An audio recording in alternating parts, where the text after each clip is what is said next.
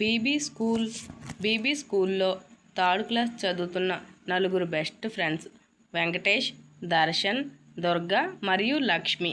ఒక పక్క క్లాస్ జరుగుతుంటే మరో పక్క వీళ్ళ నలుగురు కూడా గుసగుసలాడుతున్నారు. వెంకటేష్ అన్నాడు, అరే దర్శన్, ఈరోజు మా అమ్మ నాకు లంచ్ బాక్స్లో స్పెషల్ పెట్టిందన్నాడు.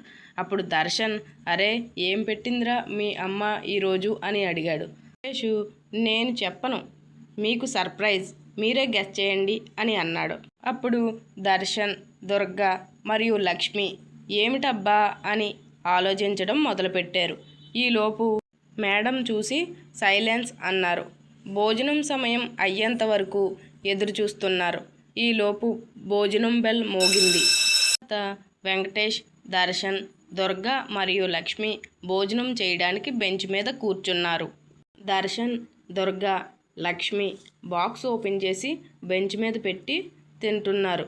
కానీ వెంకటేష్ మాత్రం బ్యాగ్ తీసి ఓపెన్ చేసి షాక్ అయ్యి అరిచాడు. వెంటనే దర్శన్, దుర్గా మరియు లక్ష్మి వెంకటేష్ని ఏమైందిరా అన్నారు. అప్పుడు వెంకటేష్, నా లంచ్ బాక్స్ కనపడటం లేదు అన్నాడు. అప్పుడు దర్శన్, ఇంటి దగ్గర బ్యాగ్లో పెట్టేవో లేదో అని అన్నాడు. వెంకటేషు, నేనే నా చేతులతో నా బ్యాగ్లో లంచ్ బాక్స్ పెట్టాను అన్నాడు. అప్పుడు దుర్గా, అందరూ కంగారు పడకండి, సైలెన్స్గా కూర్చోండి, దొంగ ఎవరో కనిపెడదాం అందే. సరే అని అందరూ వెతకడం మొదలుపెట్టారు. చిన్న చపాతీ ముక్క కనిపించింది. దుర్గా అది చూసింది.